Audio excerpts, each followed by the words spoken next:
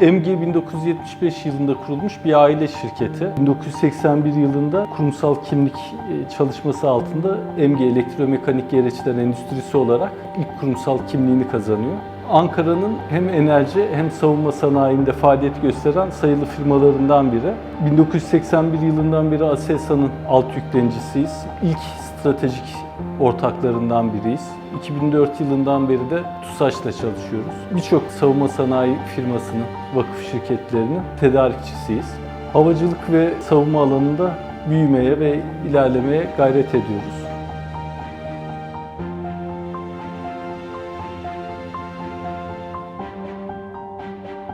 Hem Manus bize çok şey kattı, biz de Manus'a çok şey kattığımızı düşünüyorum.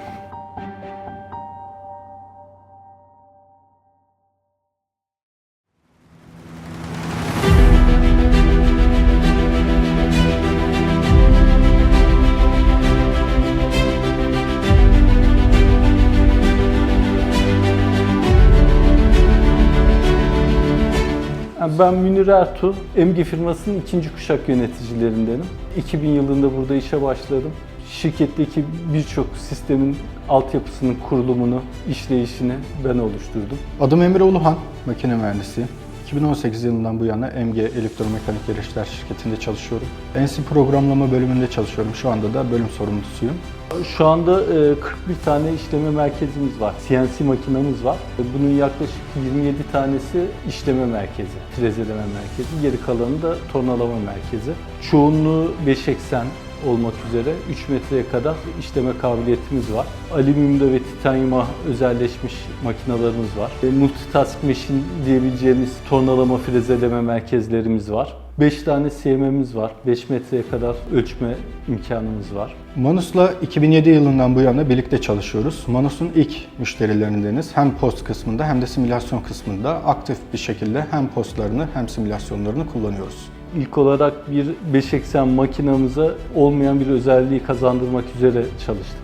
TCPC özelliği yoktu makinamızın. Onu kazandırdık. Ondan sonra da diğer postlarımızı Manus'la tamamladık. Bunun yanında simülasyon projelerinin ilk çalışmalarını burada yaptık. İnşallah optimizasyon projesinde de yer alacağız. MG'nin ürün çeşitliliği çok fazla, tezgah çeşitliliği çok fazla ve piyasada olmayan özel tezgahları var. Manus Post bize bu alanda esneklik sağladı. Bütün tezgahlarla, bütün kontrol üniteleriyle birlikte çalışmamızı sağladı. Simülasyon programı ile birlikte de bu tezgahlar arası geçişlerde büyük kolaylık elde ettik ve hızımızı artırdı, verimliliğimizi artırdı.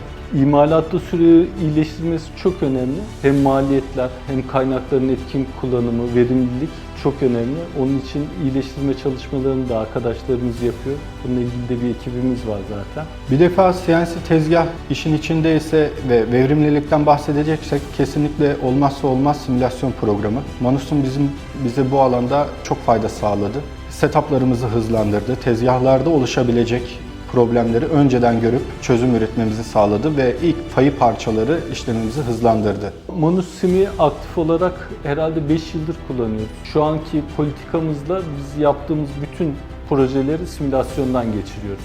Bizden simülasyondan geçmeyen hiçbir parça tezgaha gitmez. Buna aparat programı dahil veya malzeme hazırlık fark etmeksizin.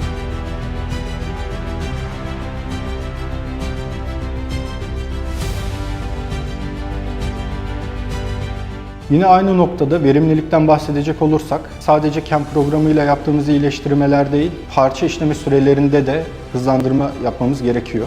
Optimization bize bu noktada üretim hızlarını düşürerek verimliliği artırmamızı sağlıyor. Verimden bahsettiğimiz bir üretimde parça işleme sürelerini optimizasyonla birlikte parça başına %20-25 daha kısa sürede çıkarmak bize vakit ve nakit olarak dönüş yapıyor. Bizim bahsettiğimiz rakamlar işte %10'lar, %20'ler, %30'lar ciddi rakamlar.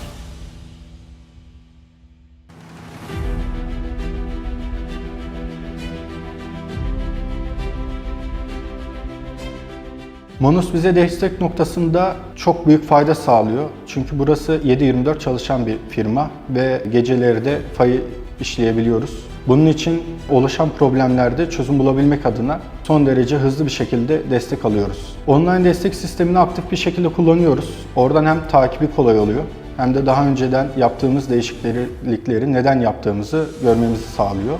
Manus'la birlikte yaklaşık 17 yıldır çalışıyoruz. Birbirimize her konuda destek olduk, yardımcı olduk. Birlikte geliştik ve birbirimizin gelişmesinde aktif rol oynadık. Bu noktada Manus ailesine teşekkür ederim. Başarıların devamı dilerim. Yaklaşık 17 senedir birlikte çalışıyoruz. Şartlar izin verdiği sürece Manus'la hem onların bize katkı sağlamasını hem de bizim onlara katkı sağlamamızı devam ettireceğiz.